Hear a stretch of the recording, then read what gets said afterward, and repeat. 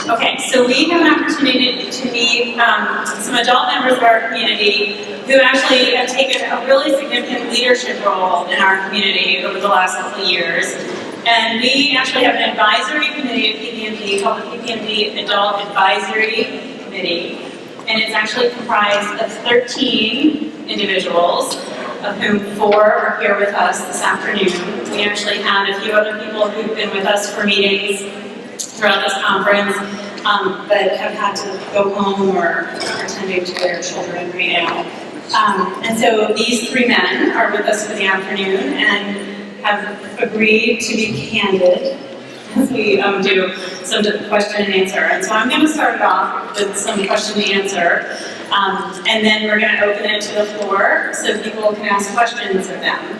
I know we were talking that we have quite a mix of stakeholders in the audience today. So we have everything from families who are new to our community within the last 12 months, to those who've been in our community for decades, to industry, to clinicians and researchers. And so we want to make sure that what we offer here is a view from the lens of adults living with Duchenne and Becker. Actually, none of here today have Duchenne. That really informs whatever your vantage point is in our community. So first, I'm going to ask these gentlemen to introduce themselves. And let's start down with Ben. That's what happens when you sit on the end. All right.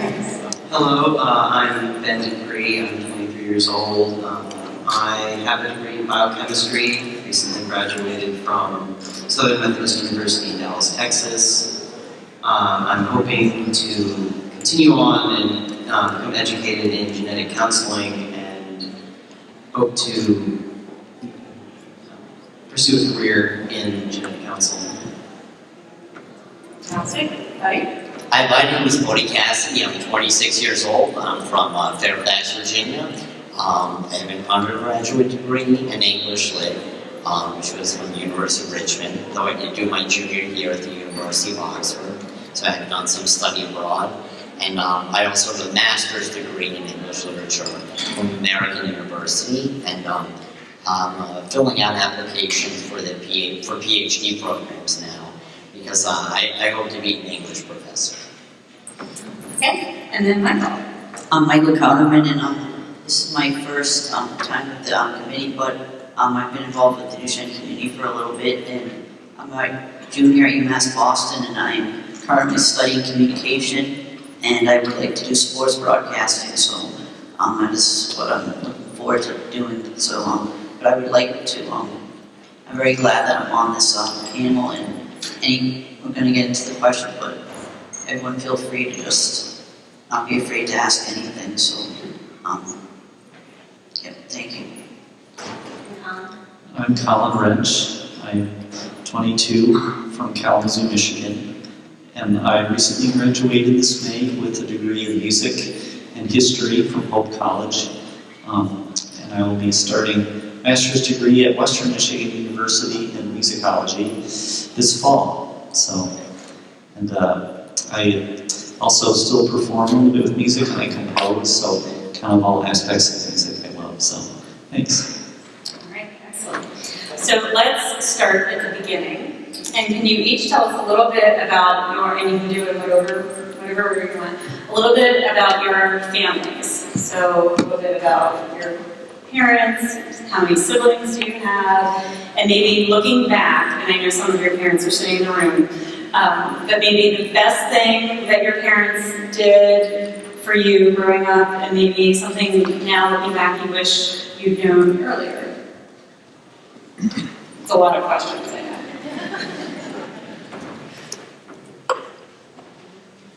Okay, go ahead. I should first of all say that my uncle, who has since passed in 2001, he also had Duchenne muscular dystrophy. So it was something that both of my parents and their families were. I guess there's no good way of talking about it, but in some ways it did give them an advantage in terms of what to expect and how to deal with it. And I think what they learned from that is they made clear to me that I wasn't going to let anything hold me back, ever. I guess you could say, in some ways, you could say they let me do whatever I wanted. And let me clarify that. If I wanted to go away to school, I would apply to all the schools I wanted to, and then we would figure out, well, which one is the best fit for me, and then make it work. If I wanted to go to England and do study abroad, that was never a question of whether I was going to do study abroad. It was something that everybody else at the University of Richmond was doing, so why shouldn't I? And they've just, they've taken down a lot of obstacles for me along the way, and in watching them confront the obstacles, I've sort of been able to do it more and more on my own. And I guess the real challenge for me was living a year abroad in England when I was at Oxford University. I had to figure out things on my own, although they did come and help me get set up and move out at the end of terms. And then, do you have any siblings? I have a younger sister, Christina. She is 6 years younger than me, so I have to say, for me at least, the past 5 or 6 years have been tough. Just with her being a teenager, but we've smoothed things over, and we're probably closer than we've ever been, which is nice, because we're at the age now where 6 years isn't all that much of a difference. Thank you. Who wants to go next?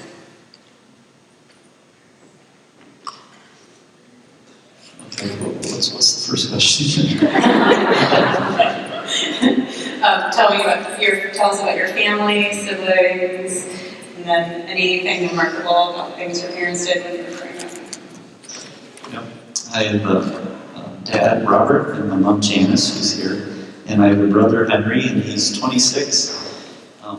Very close with him. He's also really into music and in a master's program at Western too, so I'll be joining him, which is fun since we're 4 years apart. So finally going to school together, that's kind of fun. I've always had a very supportive family, and they've always been there for me and supportive. And my dad is a physician, which is nice, so he's kind of able to kind of really offer a lot, and so that's been a really helpful thing. But my brother and I, since we both play music, are very close, and we have a great relationship, and it's just fun. So. Great. So my parents are Ray and Judy, and my brother Kevin, and they've been very supportive. I would say growing up, I played a lot of sports, so we didn't really talk too much about it. We just focused on schoolwork and everything. But then as it got more progressive, we discussed it more, and then they've been very supportive, but at the same time, they also made sure that I wasn't treated any differently than anyone else, that I would always just be forced to do just as well, if not better, than everyone else. They wanted to make sure I got good grades and did all my schoolwork, and they were actually just as hard on me, if not harder than my brother, so, but it was really for the best, and I'm glad that they were hard on me, because it's not easy to navigate through the world, but if you learn to just deal with it and learn to be tough, then it makes things a lot easier. So, yeah.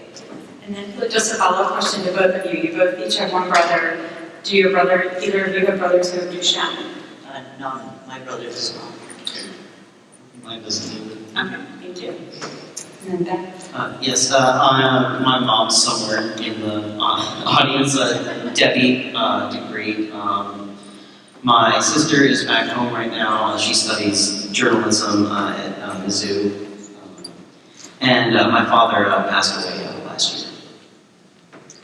And I want to kind of echo what Buddy said, that my parents always, or I should say, they never questioned if I could do something. It was always, how are you going to do it?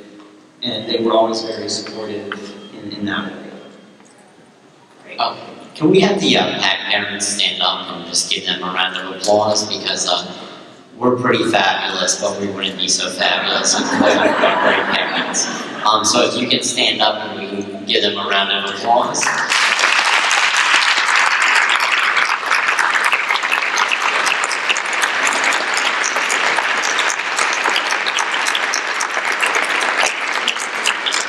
Thank you, PAAC parents. And I think we should have all those parents be teaching parenting courses later on today. So let's talk about school, and we'll talk about college in a minute, but let's talk about elementary and middle school, because we've had some really great forums in the last couple of days where some of the teens have been getting together, and some of the topics that have been coming up have been about friendships, socialization, when friendships go awry, even as extreme as sometimes bullying. And so actually, on a positive note about friendships and socialization, we actually have an announcement about another opportunity for socialization. Do you want to talk about that, Ben, real quick? Sure, just after this, we're going to have I guess like a pizza party for the young men and adults with just pizza, music, having a good time. So we're good. So if you are a teen or adult, or you know them, tell them to come join us over where we had breakfast earlier. It's a pizza party for fabulous people. But can you guys reflect on maybe elementary, middle, high school even, and talk a little bit about, friendships, peer relationships, how you sort of navigated those waters, if they were ever choppy and difficult, and how you dealt with that, and talk to friends, or did anyone else come in and talk to your friends and sort of start to give you some of the words to use about muscular dystrophy and make that a little bit easier?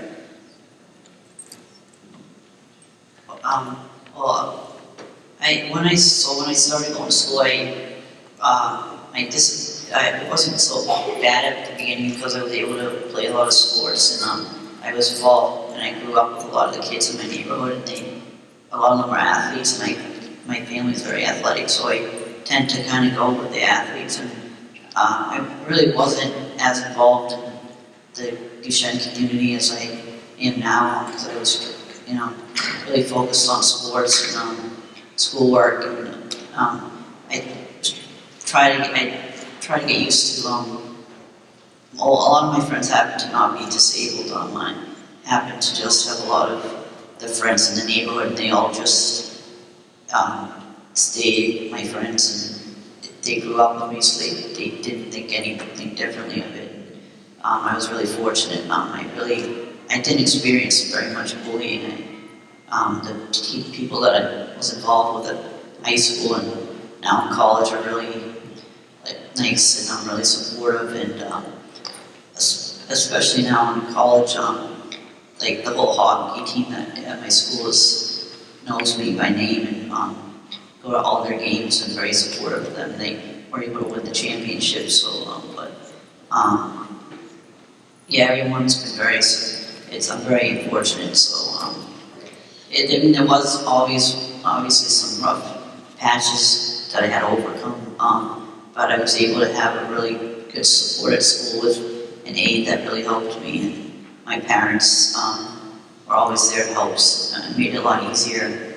And there was some people that didn't really understand, or would tend to be, I guess, a little bit rude, but you can just ignore a lot of them, and the other people that didn't have disability who kind of looked at, was not really too pleased with them. They would just kind of stick up for me, or not really, or just, not kind of really, they knew that the person wasn't really, they were in the wrong. And but I have to say, everyone was really supportive. Even when I went from a scooter to a wheelchair at first, I was afraid of that, but no one really had an issue with that. They were more supportive than I thought. So it's not, it was tough, but it was definitely worth it, so. Right. Colin? I don't remember too many stories from my elementary or middle school days. Oh, yeah, middle school, I don't know. That's bad for everyone. Not if I was kidding, it's not. I was really involved in music. I should back up. So I met one of my very good friends in second grade, he's still my friend, Joe, and his friend ever since, and he's been tremendously supportive and stuff like that. And he's volunteered at MDA camp since he was 16, so that's been a really great experience. And I met one of my other good friends, fourth grade, Nathan. He's been a really good friend of mine, and he has continued to the band. I'm a band geek. And so Nathan was in band with me, and so that was really great. Joe was, as Mike was saying, he was more of a sports-minded guy, so it was good to kind of have the different friends there. They're both tremendously supportive and really great. I mean, just to give an example, my friend Joe, for my, let's say it was my senior prom, I don't know what happened, but he didn't have a date, but which my date was one of his good friends too, so he drove us there and he went with us, and it was great. And it was really cool that we got to share some of those things, which is fantastic. But yeah, I would say that definitely being in band was a great thing for me. I had a great community.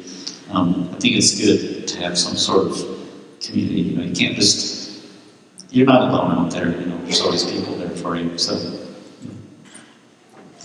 Great, thanks. I was in band as well. In high school, I found that people were really willing to help. There was even one instance where we were going to a school for like a marching band competition, and we were in one parking lot, but the entrance to the stadium was in another parking lot, and between them was basically a almost 4 or 5 foot deep, I would say, I'm not sure, it was kind of just shaped like that, like a trench essentially. And I had my huge power chair there, and these guys from the drum line who were all big and strong, and all lifted my chair and just walked across it. And I found that similar stories like that people were very helpful in having meeting people like that. That's great. Just out of curiosity, what instruments did you each play, or what are your musical talents? I'm a percussionist. I also play piano too. So. Excellent. I know I play the drums, but it's been, I'd say, quite some time since I've dusted it off. It's not that I can't, it's just I just haven't wanted to. That happens with everybody in hobbies sometimes. Yeah, sure. This pertains specifically to, Annie mentioned elementary school. And, eventually your child will have to learn to advocate for themselves. But that shouldn't, my parents ensured that wasn't my job in the elementary school years, from kindergarten through 6th grade. So you are your child's best advocate, and you have to be kind of I don't like to use the expression, but a happy warrior, and then you're very nice and very cordial with all of the teachers and everything. But you do need to be prepared to fight. Not to quarrel at straws, as Shakespeare would say, but and you do need to pick your battles, but when it comes to your child being included, taking the bus, normal interaction in the classroom, and sometimes you're going to have principals and educators who think they know better than what your child needs. They don't. And so it's going to be like Captain Phillips, some of these IEP meetings, I warn you, are probably going to go something like this. Look at me. I am the captain now. Okay? So,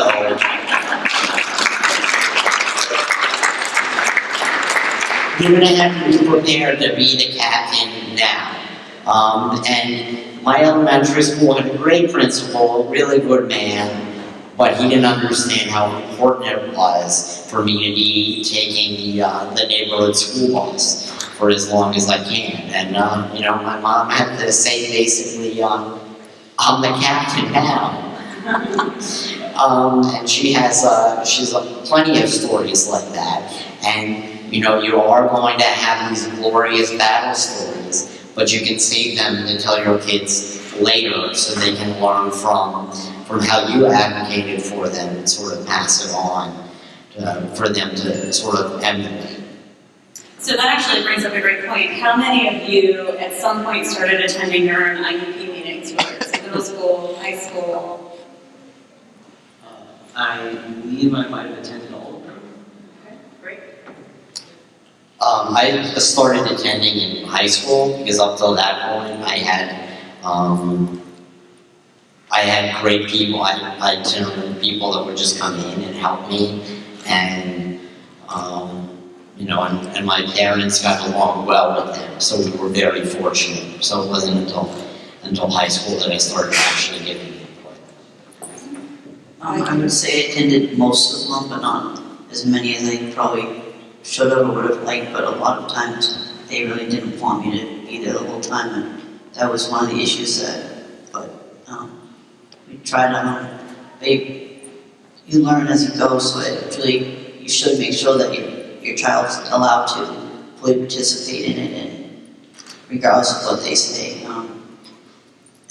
Something that I wanted to just mention that has to do with having your child involved in their self-advocacy.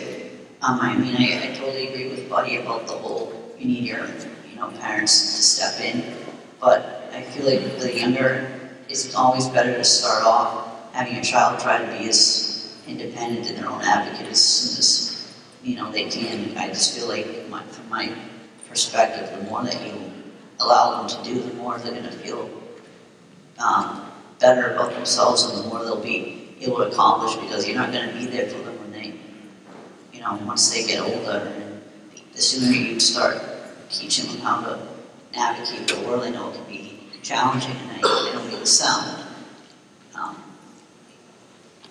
that it's, I don't mean to sound mean or rough, but it's just, I just feel like the sooner that they know what's going on, and the more that they can be involved, the better it will be for them in the long run. Okay. Colin, anything? I don't know, I think maybe 6th grade, I'm not sure if my memory serves me correctly, was the first IEP. That's one of the first ones I remember.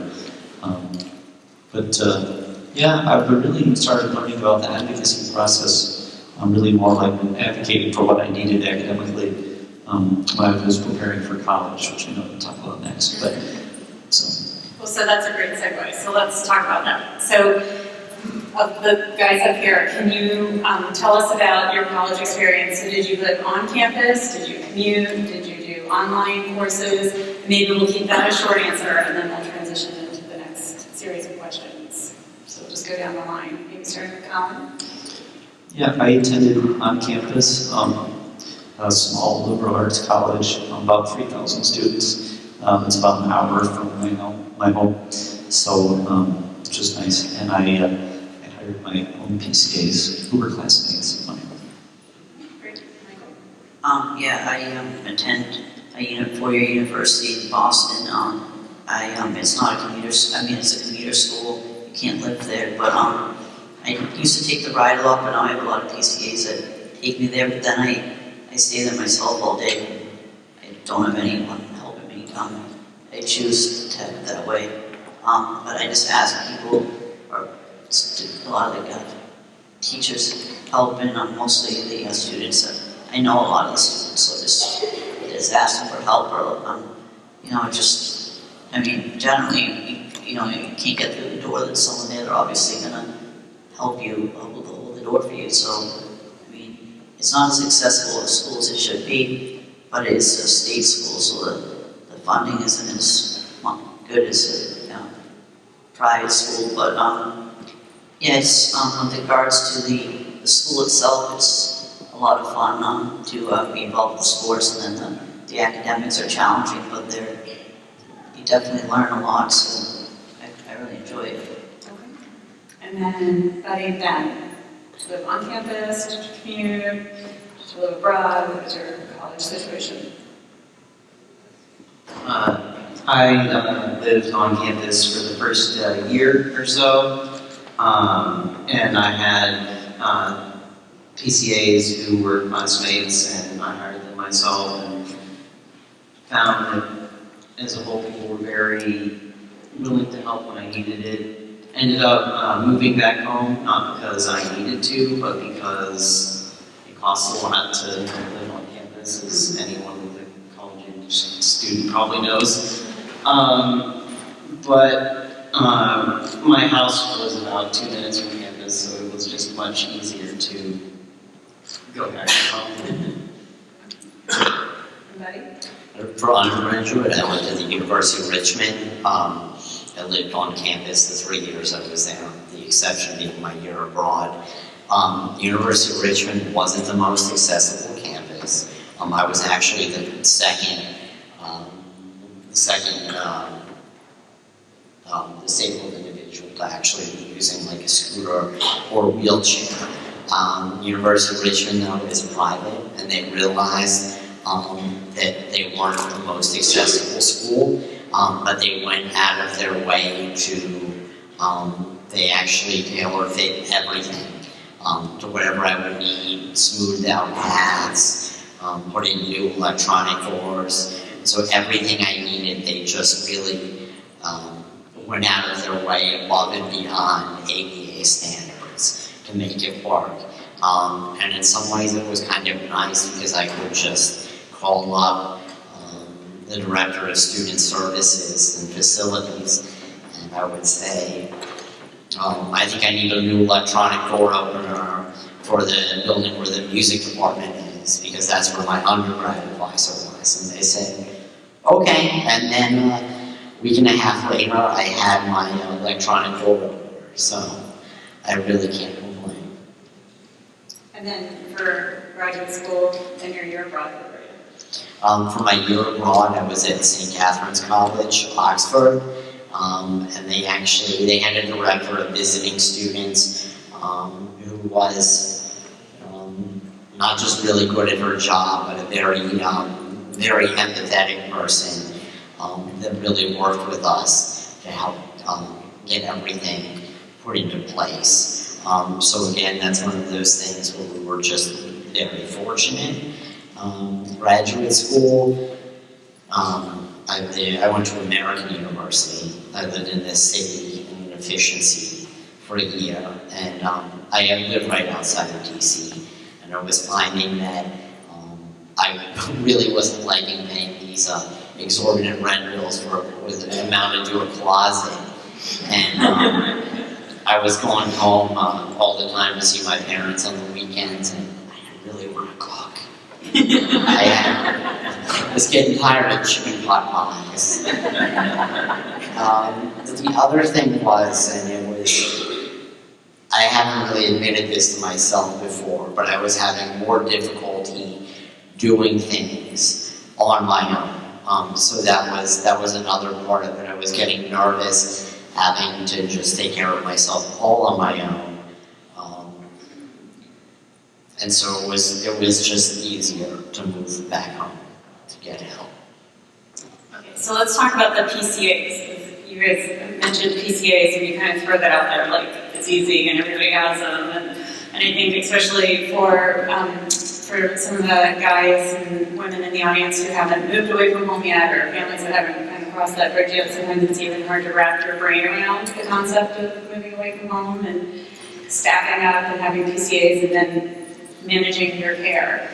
So can you talk a little bit about what that process looks like, and in your day, what your PCA routine is? So let's start at the beginning with when you first went away to school, how you went about finding your PCAs, and if they were on campus or they're people you found online, what that process was like.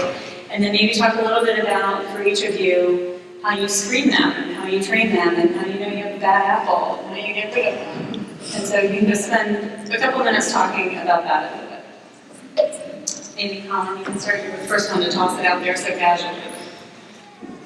Well, I would hire classmates at college. That's what I did all 4 years. So before I moved there in my first year, I had many friends, mostly older girls, who lived there, but they were able to give me the names of some of their friends who, some male friends, just a little bit nicer. I mean, really, anyone can do PCA work, but you do find that it is kind of nicer to have someone of your own sex. It does make it a little bit easier, especially for things like lifting and stuff like that too. It makes it a little bit easier.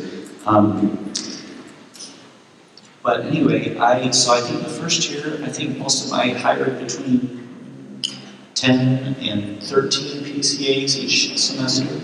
So what I would do is I would send out, a list of times, and for the weekly times, Monday through Friday, they would have mostly consistent times. So someone would come in for, I had 5 shifts each day, so one was getting up in the morning and taking a shower and all that stuff, and then 3 bathroom shifts, and then 1 at night. So they would each have, some people would take all 5 Monday through Friday morning shifts, and someone did that this year, and that was crazy, but he just wanted to do it.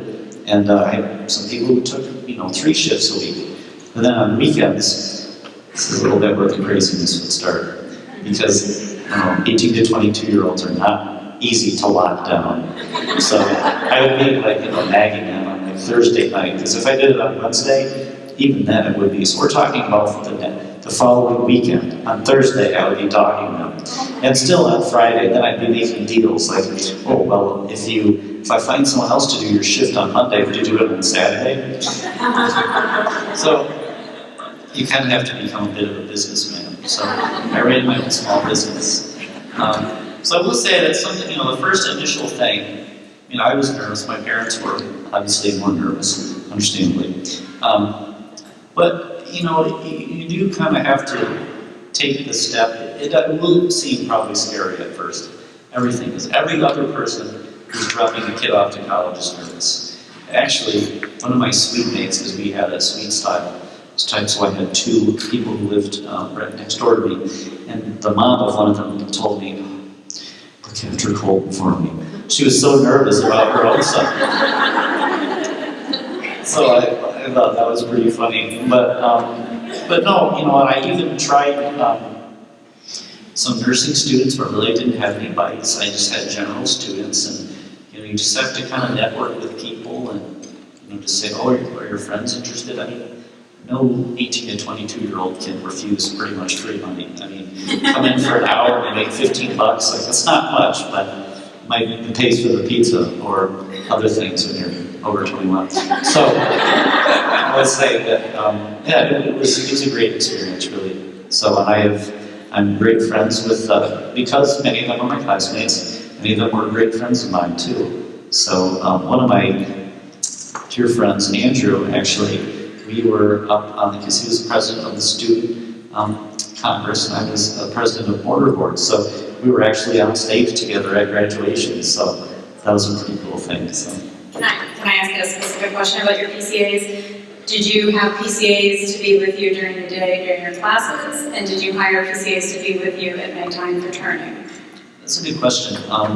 For the nighttime, I would hire some PCAs who lived in my dorm. Sometimes I would need some. Usually I don't need help at night, but sometimes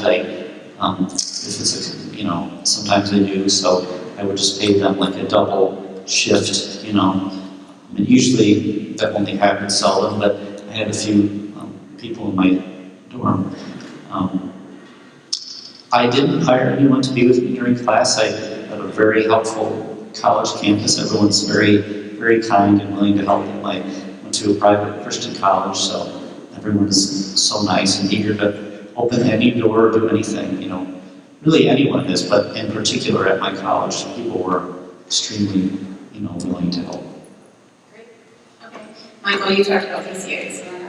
Well, yeah, mine's from a little bit of a different perspective because I don't live at school, but I did want to start off by saying that it does depend on the state you live on. Every state has a different agency and program, but it's similar, and everyone can get a PCA. It just depends on what state. But for For me personally, I have 3 PCAs, and they're all really terrific, and they're able to really help me. They drive me places and help me get to school and back. And they, as I said earlier, they don't come to class with me, but they're very helpful throughout the week, taking me to doctor's appointments and various things that I need to do. And also, what I really wanted to mention was that the screening process is really important to have a Corey checked and really make sure that they're the right fit for you, and if they're not, then I know that with college it can be a little bit more difficult, as Colin was saying, because you don't really have as many choices, and it's your students, but when it comes to like people that you don't know coming and working with you, need to make sure that it's someone that isn't going to, you know, hurt you or take any of your stuff or be an issue, because they're supposed to make it less stressful. And one thing that I've kind of learned is kind of to try to keep it professional as much as you can. Try not to really get into their personal life, even though they try to make it kind of act like they may be part of your family, but you know they're not part of your family, even though they would like to be. But you kind of have to put up boundaries, and it's really important to figure out the right one. And a quick thing to say is during the process of hiring, my brother would stay up in his room, and me and my mom would be hiring and talking to the person, and he apparently would be listening or nearby, and I didn't realize it. And with a lot of them, he'd come down and be like, "No, I don't think I like that one," or "This one's not the right fit, or there's something off with them," or "That one seems to be a little bit, there's something creepy going on there," or "There's something weird happening there." And unfortunately, the one time he told us this, we thought he was wrong, and the PCA that we ended up being, I try to put this nicely, crazy, like really crazy. So it ended up being, we ended up having a little bit of an issue, and that person had to go. And he had told us this would happen, and we didn't believe him. And then when it came time hiring someone else, we made sure to ask him this time. He thought she was a good one, so and that ended up working out. So he's pretty good at picking them. I hadn't realized that before that. So yeah, just to finish, it's really important to make sure that you have a proper PCA. And whoever has to be the one to tell you, just make sure that they're the right fit. And if they're not, then it's not you. You don't want to hurt their feelings, but you're the one that's the most important. So if they have to go, they have to go. Ben or Chris? Or Buddy? Sorry. For the record, he used to go by Chris for most of his life until he went to college. I don't have a whole lot to say about the PCA because I just hired my first PCA back in February. And again, it was actually really easy and was kind of lucky and very fortunate. I don't mean to just sit up here and say, fabulous life of Buddy Cassidy. But as it turned out, community forum, the guy in the neighborhood was looking for a job. He's a certified EMT and a nursing student, and he lived maybe 2 blocks away. So we're talking maybe a quarter mile from my house if we live in the same neighborhood. So as a kind of a known entity, like other people are aware of this individual in the neighborhood, so good. His resume, great, EMT, trained to be a nurse, and he's been great. And he also lifts a lot of weights. So when I interviewed him, I said, "Are you okay with moving 115 pounds? That's how much I weigh." And he laughed at me because he's basically like kind of a circus strongman.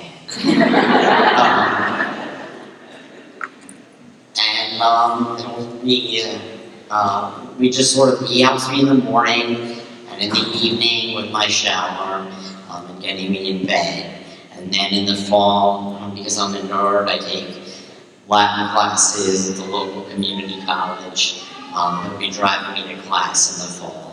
And so far, I'm really lucky to just have a great PCA. So. Currently, I don't have a PCA.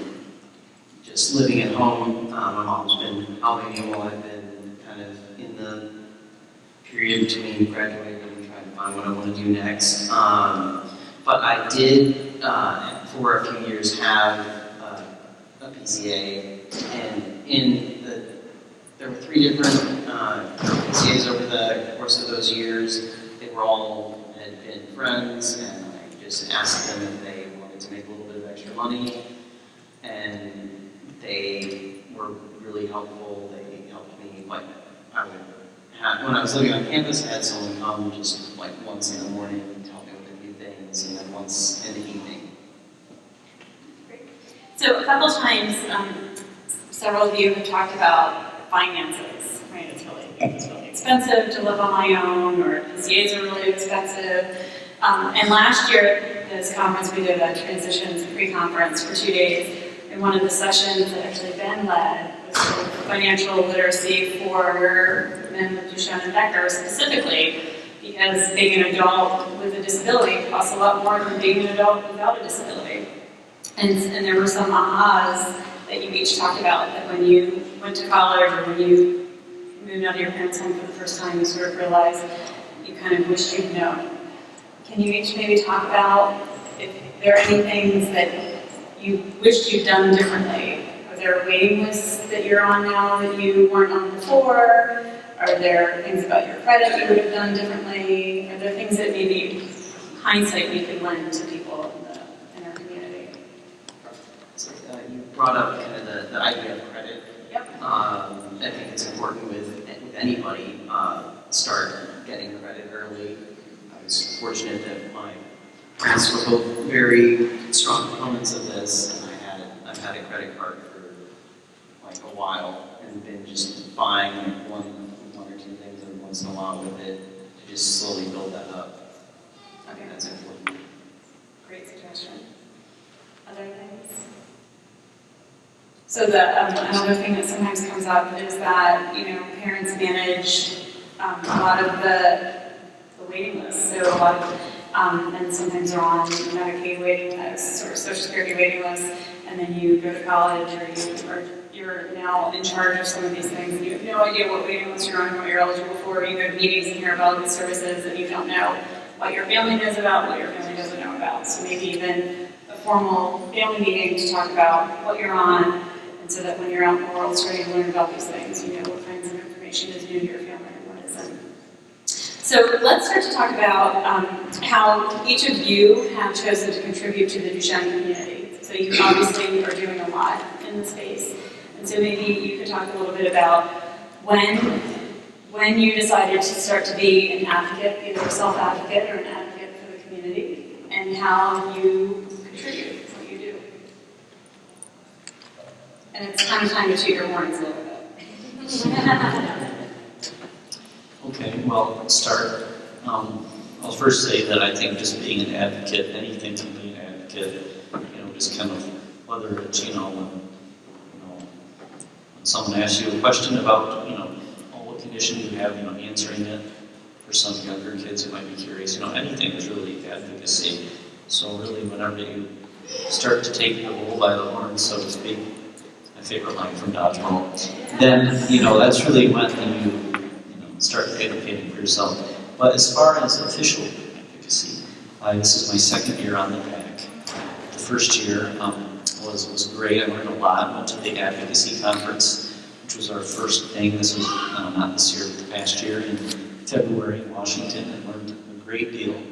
And it was a great experience. Kind of learned, well, number one, about the community, but just about I'm not very sciencey. I'm a humanities person, but I do like Washington. That side of things I like. So I like talking to people. So just getting ready to talk to the congressmen, and we talked to all of their aides that day. But at another time, I was decided to take an independent study class with one of the teachers at my school in leadership, and we made it about my work on the PAAC.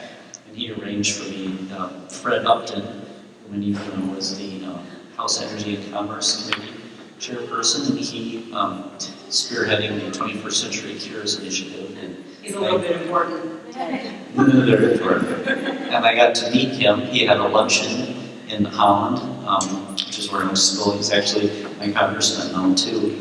And so that was really great. I met with him, and that was, just a great opportunity. And it's just, it's very cool to, I think, the advocacy stuff. So really, anything's advocacy, but I really especially like the legislative aspect.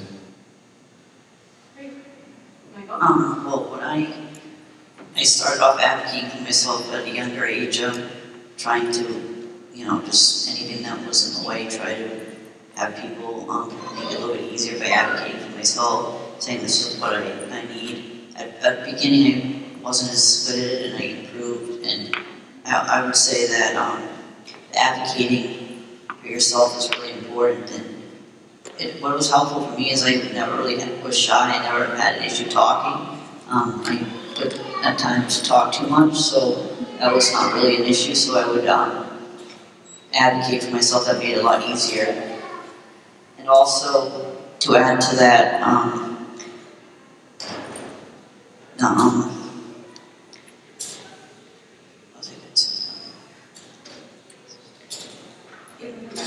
Okay. Well, so as I like to say, I've been working for Annie since I was probably about 9, and she's since been molding me to be the greatest MC there ever was. So the next Dick Clark or Ryan Seacrest. So she's already, always had me out there speaking. So this is second nature for me at this point. So I've always been in advocacy, always speaking up. And then in high school, I fought like hell to get an electronic door opener for the front door of the school, and it was really hard, and I had to fight some people in the county. But I got some good support from the staff and finally pushing it through. In some ways it slowed down, my advocacy efforts slowed down during undergraduate, but University of Richmond would call me for things all the time about how can we make things more accessible, not just for you. So I was, sort of helping them plan out their development over the next few years. Then, when I graduated from college, I was interning for none other than Annie at the MDA Advocacy Office in DC, and my area of expertise was transitions. And when she made the switch from MDA to PPMD, she brought me along with her.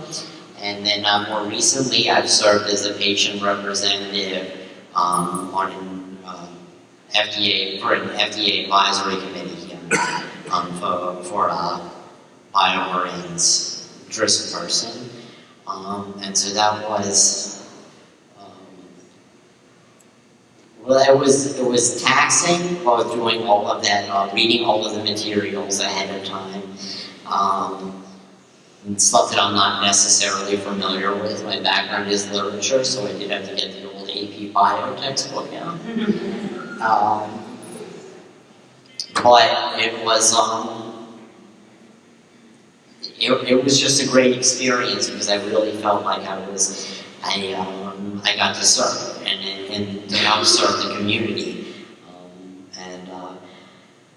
I said earlier to the board that in some ways PPMD helps me sleep better, and being part of the PAAC helps me sleep better at night. And that's because I can use my position on the PAAC committee to make a difference. I sleep well at night knowing I'm doing all I can to help the cause in the community. So.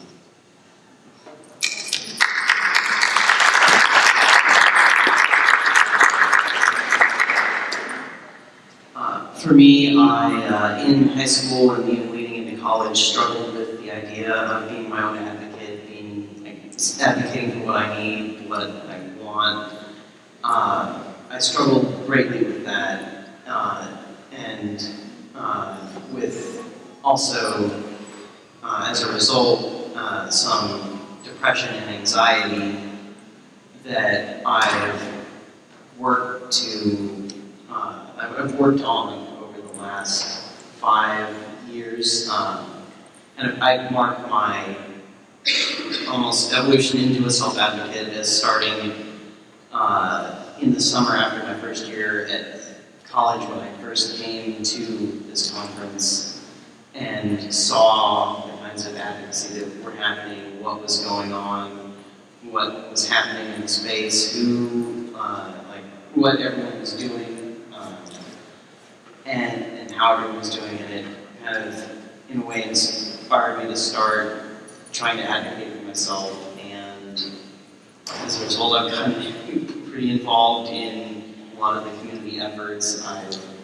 I've been involved in advocacy in Washington, like meeting with congressmen and senators about upcoming initiatives. I've spoken on several panels at this conference. Like Buddy, I had served on the Federal Advisory Committee for Teplerson earlier this year. Hoping to continue finding more ways I can advocate, and going forward as a member of the PAAC, I think I have a lot of opportunities to do so. I think we should take a moment. We talked about this during the advocacy update that Ryan and I did earlier about the fact that one of the reasons why the advisory committee meeting was so monumental was that it was the first time in history that the FDA recognized that when you have patient representatives on an advisory committee, you may not just want one voice, the caregiver voice, that it may be worthy of having also the adult voice in the pediatric onset disorder community.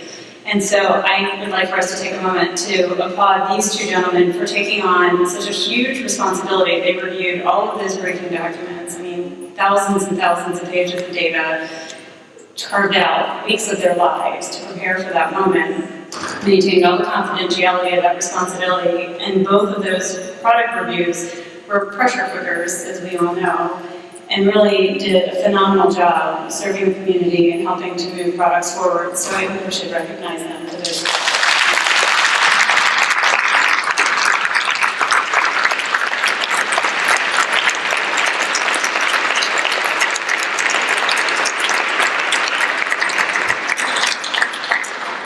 So I'm going to monopolize the question and answer. So does anyone have any questions for any of these gentlemen up here?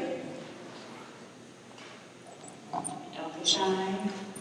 I have more questions, I could keep going, but I'm sure other people have questions. Yeah, sure. There are microphones, so would you mind going on next to in here? And if you could introduce yourself when you're asking. So my name is Philipp von Galwitz. I work for a German pharma company, Grünethal. So first of all, thank you very much for being so open and sharing all of this with us. That's great. I have a question. When you're listening to the discussions about the endpoints in the clinical trials, and I would be very interested in your view on what is it? Is it the 6 minute? Is it the 2 minutes? Is it a stand time? What is it that you think can be most relevant in the future? Thank you. That's a great question. Did you guys have a question? We were actually talking about this earlier today, so it's a great question. So your viewpoints on clinical trial endpoints. I find it unfair at times that the only clinical endpoints are ambulatory. Well, not always, but in most cases it's just ambulatory boys, and it feels like there aren't enough endpoints that can really tell the function for someone who isn't ambulatory, like lung function, arm strength, any variety of tasks that become much more important or much more valued once you cease ambulation. I feel like that it's not fair really how it's set up, the 6 minute walk. It's just as important to keep the rest of your body healthy as it is to be able to walk. So, walking is very important, but it's also the other parts of your body that you want to keep healthy. So I feel like it's important. A lot of the trials are not set up for people who are in a wheelchair. They're set up for people younger. And I just don't think that's really a fair thing. And there's got to be other ways to figure out if someone's gained strength or not just if they're able to walk. So I'm really glad that you asked that question, because it's definitely an issue that I was talking about earlier, and I really wish that they could kind of change their protocols. I understand why they do it the way they do it, so that they can get a certain amount. But I just want to mention that. Have any of you ever participated in a clinical trial? With the drug intervention, no, but I've participated in several observational studies or non-interventional studies. Yeah, I would like to say that endpoints are good for statistics and collecting data, which of course is very important. But they're good as long as they don't preclude any level of improvement. There's a lot of, especially cardiac and lung function things. Those are very important. But I understand the need for endpoints and things like that. But yeah, just as long as we keep an open mind about the data that you collect. But obviously, you need to be able to collect data, from a kind of a well-established, kind of system of measurement. So I just think we just need to keep that in consideration. Do we have another question? Yes, I think it was Buddy that said this, that he just hired a PCA. Was that Buddy or Ben? I just hired a PCA. Okay. So, how did you go about, starting to search for one? What did you do on, the internet or like that? I called the local community college. They had various campuses, tried to put things up there. There were some various fraternities. And George Mason University was also nearby. And I tried a lot of places, and sometimes I would get a lot of dead ends. My mom just happened to be on one of those community forums, specifically for our neighborhood, and she saw the ad. We called a PCA DEMA up, and I interviewed him the next day, and he was coming to work by the next Tuesday. So it just try all different kinds of forums, because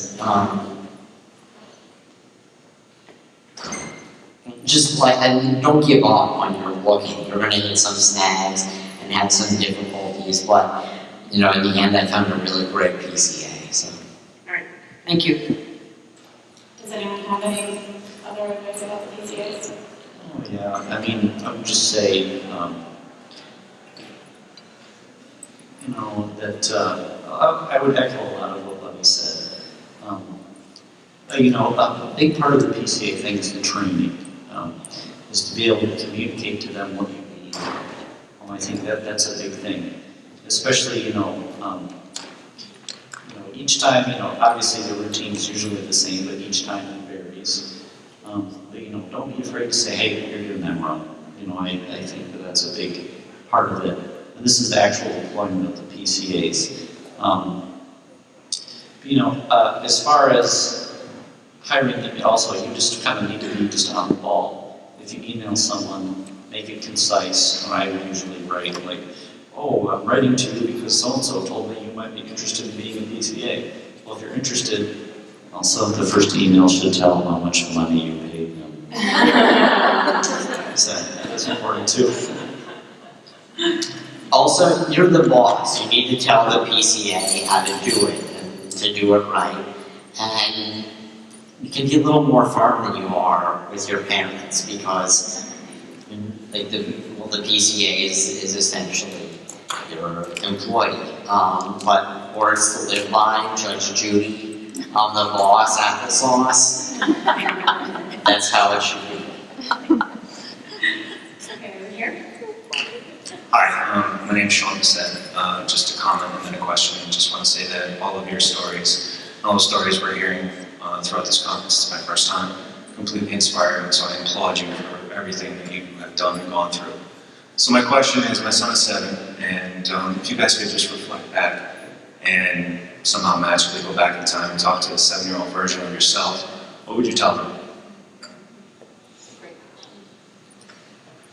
Well, I would tell them, just to always, kind of believe, focus on, all the things that you can do. Because when I was that age, and if there would be some things that I couldn't do, then my mom would always tell me, well, think of all the things you can do, and those are a lot of things. So I would just say, it's all about the attitude that you have, and for me, I won't be like grandstanding here, but I'd say that my faith really helps too. If there's any thing you can hang on to, like family members or faith or whatever, anything's important. Just to kind of maintaining hope. I think that's a big thing. So hope is kind of an abstract concept, I realize, for a 7-year-old baby. But just tell them, that focus on all the things you can do and change the things you can change. But some of the things you can't change, well, don't get bogged down in that. Also to talk about it. If he's having some feelings, that age, especially, kids don't really talk really. So just ask them, like, hey, how are you doing today? Do you want to talk about anything? Or I think that's important. So thanks. To build off of what Colin said, I would also say that it's really important just to stay positive and go day by day, just enjoy the good things that you have and the positive things, and try to find a different positive each day, and just build off of that. And another thing I would like to mention is, I know at it's 7, it's hard when you're younger, you don't really understand everything, but as you get older, you can either choose to stay in bed or you can choose to get up and go through each day. So I would say that make sure that he stays positive and just tries his best at whatever he can. As Colin said, hope and don't give up. And if anybody in school with any of your children is being mean and bullying them for their disability, it's completely wrong. And I would hope that I know they may be afraid, but they should tell that person that, what their situation is, or if they don't understand because all their kids around them, they're the age, probably don't really understand what's going on, but just be upfront and honest and just say, this is what I do something differently, but it's this is how I have to do things. And then if they still need you, well, if they don't like what you do, well, I don't need to be rude or screw them. If they are not going to be understanding, I know that at 7 it's a little bit different, but as they get older, even at 7, they should have an understanding of what's nice. And once you explain the situation to them, if they're still not accepting, well, then you're just going to have to move on and just not have anything to do with that person.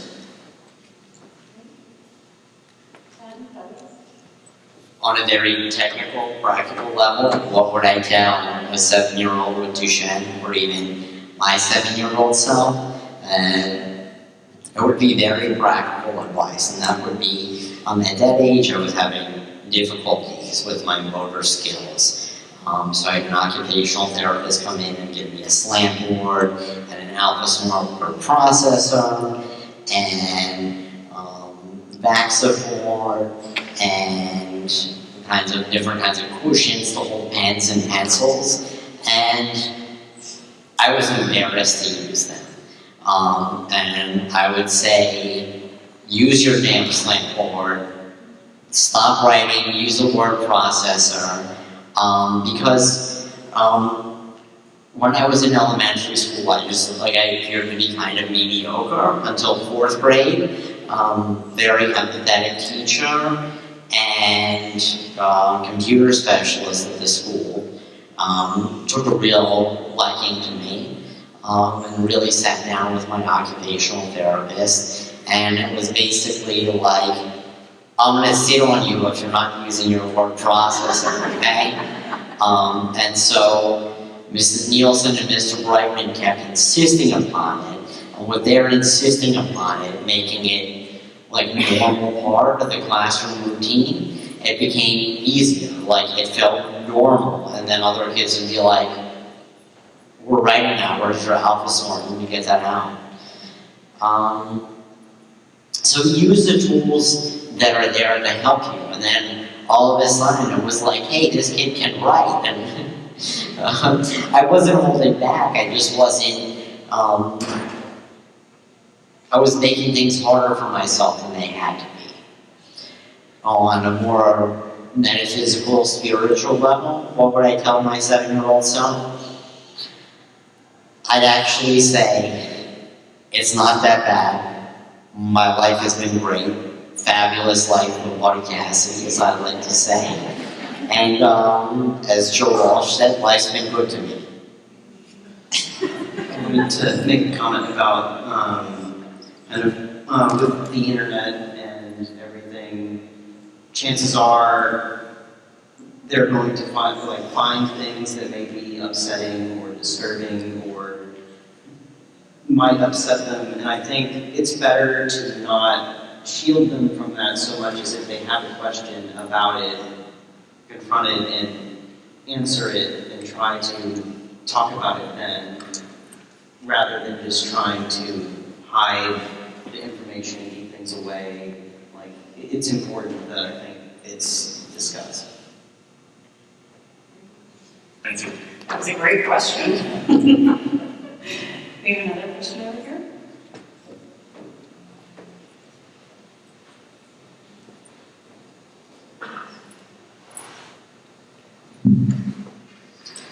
I'm Taylor Farrell, and I'm wondering if you have any recommendations on specific websites or hiring tools that you might use to find PCAs.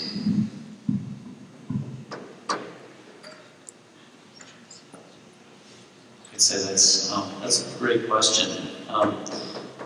Well, as for me, most of it was through my college website, so I know that's not super helpful. But I do know that there are, even just something like I know there are many websites that people use to hire, like nannies or something. And I know that sounds terrible, but there are certain sites where you can hire assistants too. Especially, there are more of senior citizens and people who need nannies. So some of those sites, I haven't really explored them a lot. I do know they exist. What I usually use is just, my own personal connections, which I understand, if you're not have access to a giant college email system, which I do, which really helped. And so I'll just say that I really haven't utilized the websites as much as I should, so that's a great question. Have any of you ever used listservs at PT schools or nursing programs or professional schools? Just tossing it out as an idea also. If you have universities and schools near you, sometimes they're really good resources too. That was a great question. All right, anybody else have any other questions? All right, so I have one last question for the panel. So for each of you, you've each accomplished a significant amount already, but what's next for each of you? So as you look ahead, your 1 year, 2 year, I don't know, be great if you map out a 5-year plan, but what's your next goal? What are you looking forward to or looking to accomplish? At first, I wasn't that involved with Duchenne communities. I feel like I should have, so I came to the conference last year, and then I thought it was a good idea to sign up to join the committee, so I did, and I was really glad to get picked. So then we've been working on a lot of different things on our calls. One of the main things we'd like to focus on is anxiety and depression that we have discussed. We would like to make it so that there's more of a protocol so that when it comes to they'll ask the questions. And then for me personally, what I'd like to achieve is to graduate from college and with a communication degree and do sports broadcasting. That's what I would like to do. I do want to just mention something. I'm really appreciative of the whole parent project Duchenne community for help putting it together for that from starting it 20 years ago and how it's developed, and without their support, everything this week and the past years and everything that they've done, we really wouldn't be able to do this if it wasn't for them. And also, I would like to thank the board members that for the first time today, we were all able to discuss with, and I just really would like to appreciate them listening to us and really taking it to heart. And it must be tough for them as well, considering, a lot of them have children and just, that are going out there every day to help us, and, they don't have to do that, but they're choosing to deal with it, and I really wanted to appreciate how much I really appreciate it.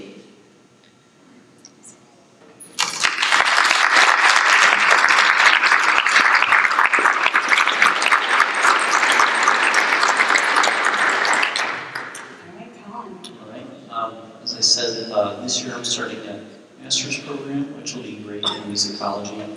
I'm also applying for a Fulbright research grant to Austria, so I'm doing that. So it'll be another hurdle to get over, but I'm just really excited about it. And I would hopefully study music there, but also I'd like to kind of get involved with the disability community there. So that's what I'm doing in the next.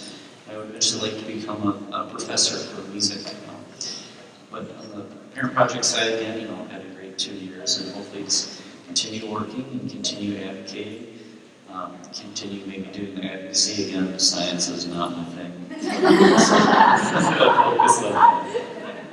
So if any of our partners from PPMD are in the room, there's a plug for an Austria connection there. All right, Buddy and Ben. Short term, well, I plan to have a really good time at this social tonight. And tomorrow, the big party tomorrow, close everything off. Have a good time in that too. But more seriously, I'm looking forward to starting as a Red Cross volunteer at the Walter Reed National Military Medical Center in Bethesda, Maryland. And then to get all those PhD applications in. I'm not stalling, it just takes a while. And in the long term, I want to be an English literature professor. For me, what's next is continuing to apply to see if I can get accepted into a program in genetic counseling. I hope to take that and use it to help with my kind of overarching goal of really trying to help as many young men and boys and adults with Duchenne realize what they can do and really realize that they can live beyond muscular dystrophy, beyond the condition. So I tried to get these guys to wear capes on their way up here. And I got really dirty looks. But the truth is that I think real heroes don't wear capes, they wear camo. And these guys are really our heroes and are in the trenches fighting for us and with us every day. So I'd like us to applaud our leaders and our